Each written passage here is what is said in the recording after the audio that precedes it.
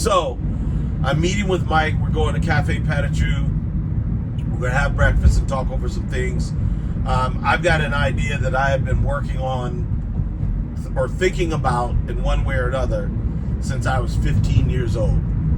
And I was going to do it kind of at the end of this year into next year. And then I was just going to, it's a very difficult thing to explain, but basically I was going to do like a comic book illustration, panel by panel by panel, edit it down, and just put sequential art of the images of this idea evolving, just like a comic book story.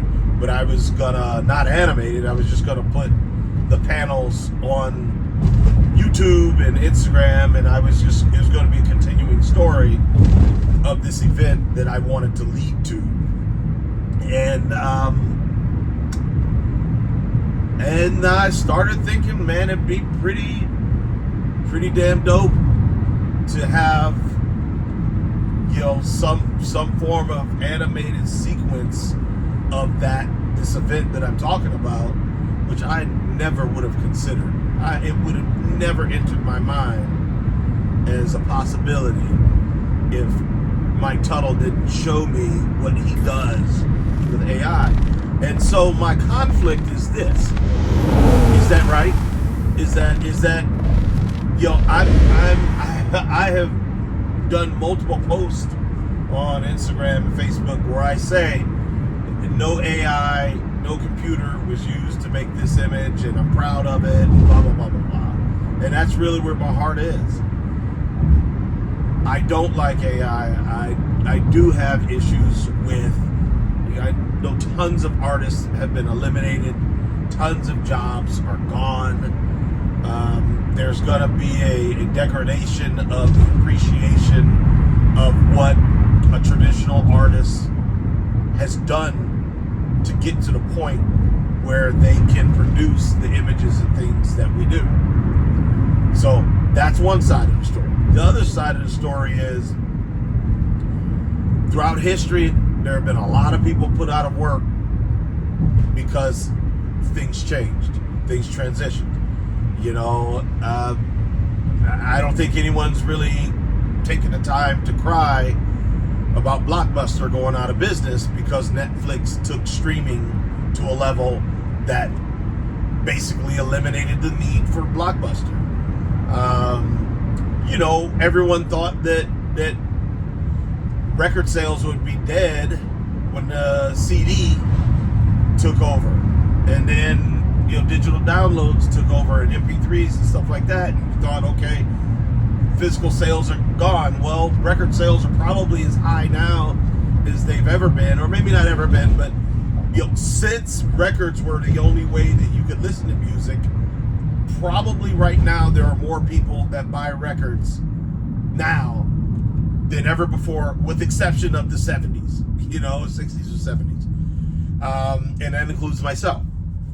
And so there's a different level of appreciation. You want the time, you want the grain, you want to put the needle down. And so is that gonna happen? Is it gonna swing back? Is AI gonna wipe out a lot, and then are people gonna wanna go back and have something that's textural and organic? And I don't know. And I don't think anybody knows. I know this.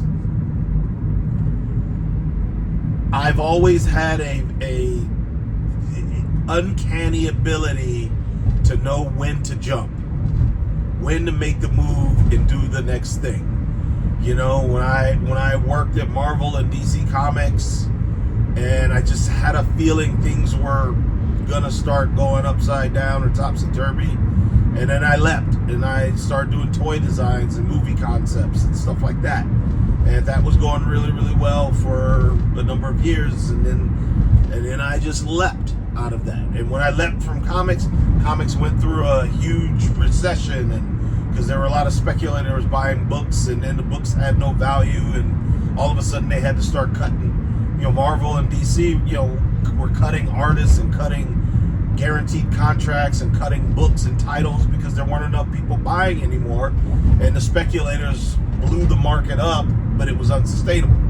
Well, when I left, people looked at me like I was crazy.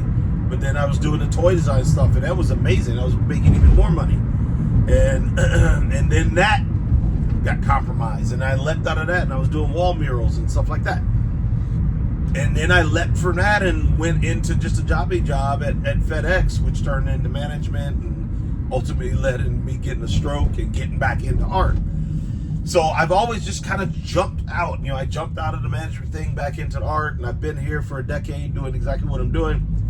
But I don't have to be clairvoyant to see that because of Walmart and because of Amazon and because of Temu and Alibaba, people's ability to appreciate buying stuff made by hand has been compromised. They can get almost anything or a very cheap version of almost anything at the click of a finger or snap of a finger. And you know, I just think that at the very least, yeah, the AI thing has to become some way somehow incorporated, and I don't know what that is. And so maybe this opportunity to do this will give me some insight into possibilities. I still hate AI. I really do. I don't have much good to say about it other than the fact that it looks amazing, which is kind of hypocritical. But one thing I hate more than AI, and I came to this conclusion recently, actually, at the show I was at, is sitting in a 10 by 10 tent for 12 hours or 10 hours, having 200 or 300 or 500 people, depending on the size of the show, come through your tent, and having 80% of those people almost cough at or choke at the fact that you're charging $55 to $75 for something that you did by hand, that you labored over.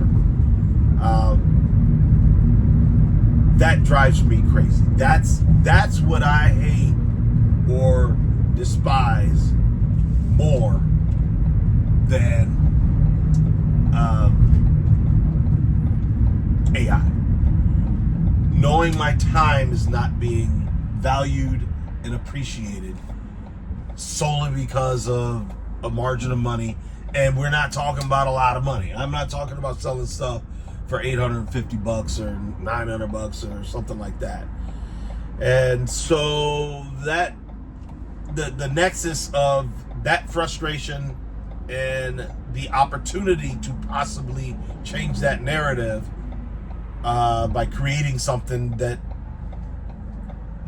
might spark something in people that I can't spark at this point, has brought me to where I am right now, going to meet Tuttle and have a conversation.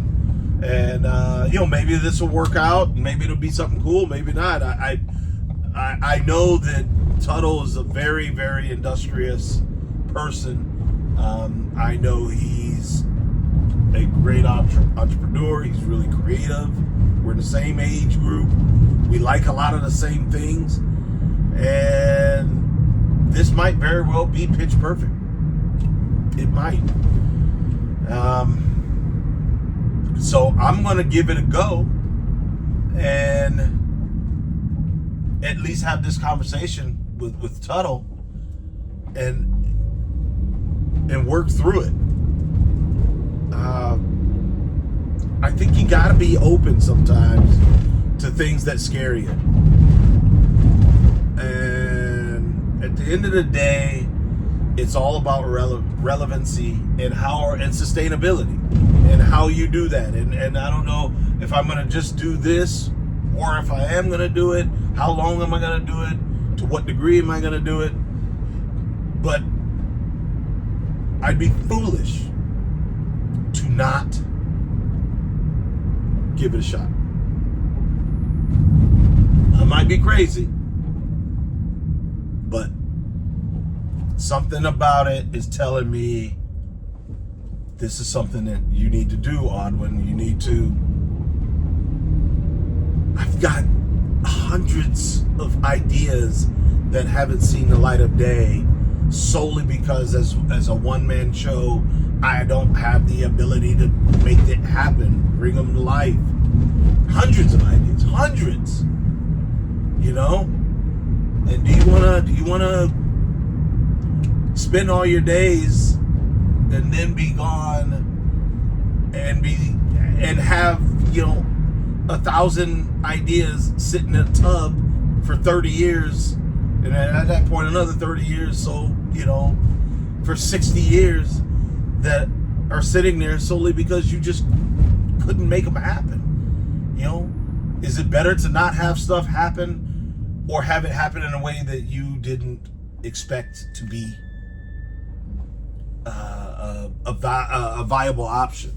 You don't like this, but this becomes the opportunity for you to take something to the next level. And so anyway, I'm pulling up to Cafe Patachu now. We'll see. I will definitely report back, and we'll see what it ends up being. Right? Peace. Stay crafty.